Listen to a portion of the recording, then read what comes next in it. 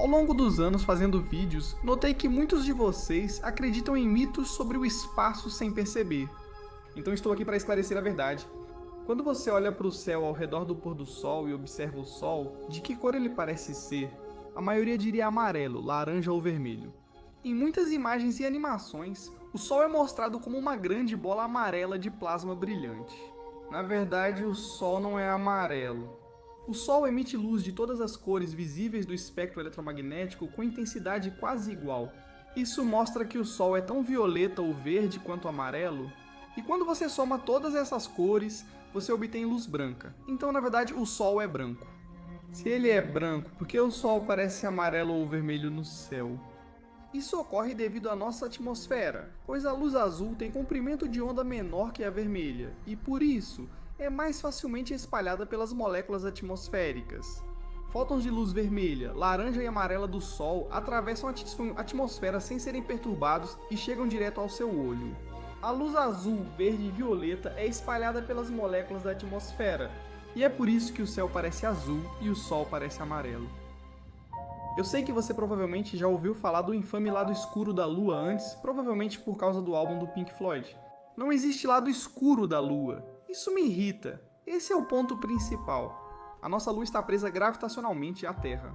Isso significa apenas que ela gira na mesma velocidade em que orbita a Terra, mantendo sempre um lado voltado para nós. E é por isso que a Lua sempre parece a mesma todas as noites. Esta é uma imagem do lado oculto da Lua.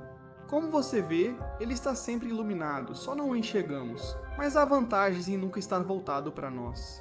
Astrônomos sugeriram construir um radiotelescópio no lado oculto da Lua, usando uma cratera como antena parabólica. Esse seria o local ideal para um radiotelescópio porque está muito distante do ruído aqui da Terra. Posso fazer um vídeo completo sobre essa missão no futuro, se você tiver interesse. Beleza, aqui vão 3 perguntas rápidas que vou responder em menos de 1 minuto, pronto? Filmes mostram voar pelo cinturão de asteroides como uma missão louca, desviando de grandes pedras. Na verdade, os asteroides são tão distantes que nunca é preciso se preocupar com colisões. As chances de voar pelo cinturão de asteroides e bater aleatoriamente em um asteroide são tão baixas, menos de uma em 1 bilhão, que nenhuma missão espacial sequer considera isso quando é lançada. Já ouvi muitos dizerem que o Sol é uma bola de fogo no céu, mas isso não é verdade. O Sol não está em chamas, pois não há oxigênio no espaço para sustentar fogo. A radiação e o calor que sentimos do Sol são resultado da fusão nuclear no núcleo do Sol. E por fim, existe um equívoco comum de que por Mercúrio ser o planeta mais próximo do Sol, ele também é o mais quente. Estou a ver se está errado. Vênus é o planeta mais quente do Sistema Solar, com 465 graus Celsius, enquanto a temperatura diurna de Mercúrio chega a 430 graus Celsius. Isso acontece porque a atmosfera de Vênus é cheia de monóxido de carbono, 2 e nuvens espessas de ácido sulfúrico, causando um intenso efeito estufa que aquece o planeta. Ok, aqui vai uma curiosidade divertida. Buracos negros não sugam. Esse é um equívoco comum, porque sempre imaginamos os buracos negros como esses aspiradores gigantes consumindo tudo em seu caminho. Isso não é verdade. Buracos negros são objetos como a Terra ou o Sol, mas com gravidade muito forte. Para mostrar que buracos negros não sugam, vamos trocar o Sol por um buraco negro com mesma massa e observar o resultado.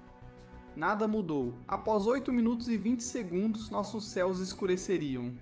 Mas gravitacionalmente, essas situações são exatamente idênticas. Poderíamos orbitar o buraco negro em órbita estável por bilhões de anos sem sermos sugados. Esse fato nos ajudou a localizar o buraco negro supermassivo Sagitário, a estrela no centro da Via Láctea.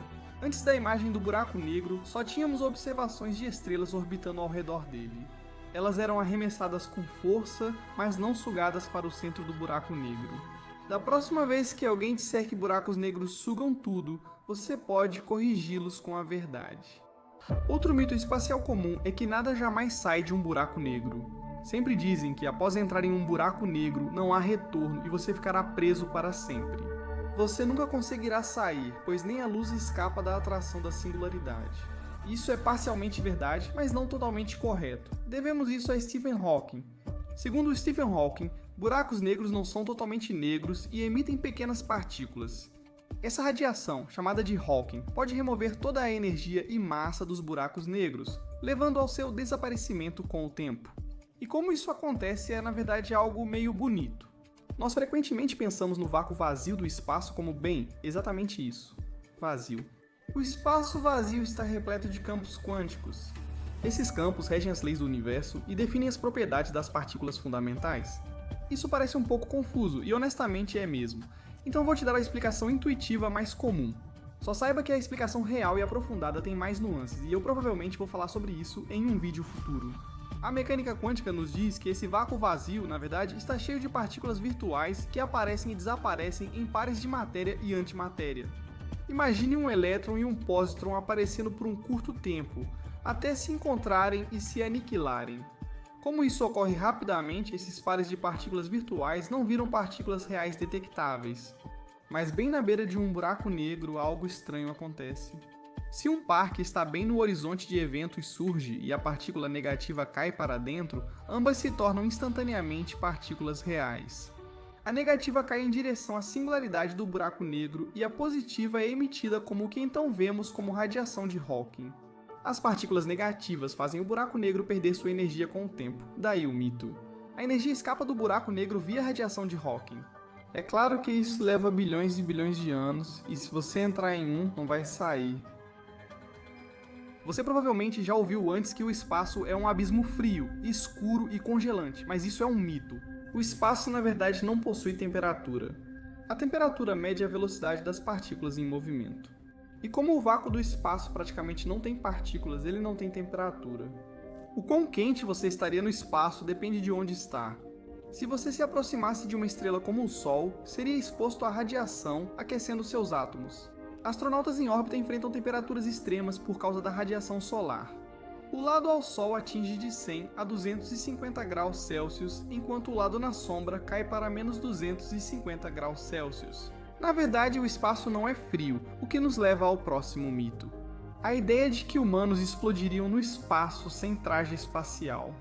Então, se nós te teleportássemos para o espaço agora mesmo, o que aconteceria? O primeiro problema seria a falta de pressão atmosférica mantendo seu corpo unido. Todo o ar do seu corpo seria expulso para o espaço imediatamente. Se você prendesse a respiração, seus pulmões explodiriam e você morreria. Você teria oxigênio restante no seu sangue por cerca de 20 segundos, depois disso você desmaiaria. Seu sangue então começaria literalmente a ferver, transformando seu sangue em vapor e fazendo você inflar como um balão bobo. Você ficaria mais de 2 vezes o seu tamanho normal. Você duraria cerca de 1 minuto, qualquer coisa além disso, e você estaria perdido para sempre. Mas o meu ponto principal é que você não explodiria imediatamente no espaço por causa do vácuo. Essa é uma curiosidade divertida que eu mesmo não sabia antes deste vídeo. Quando você vê um cometa cruzando o céu com uma cauda brilhante atrás dele assim, provavelmente pensa que a cauda indica a direção em que ele está voando, mas isso não é verdade. Essas caudas surgem da poeira e pedras que se soltam do cometa devido ao calor do Sol. A pressão da radiação solar empurra a poeira para longe do Sol, formando uma cauda direcional. Então, da próxima vez que você vir um cometa, quero que lembre que a cauda está apenas apontando para longe do Sol, e não na direção em que o cometa está se movendo. Apesar do que te disseram a vida toda, o espaço na verdade não é silencioso. Sério, todos nós sabemos que o som se propaga como uma onda de pressão através de um meio, certo?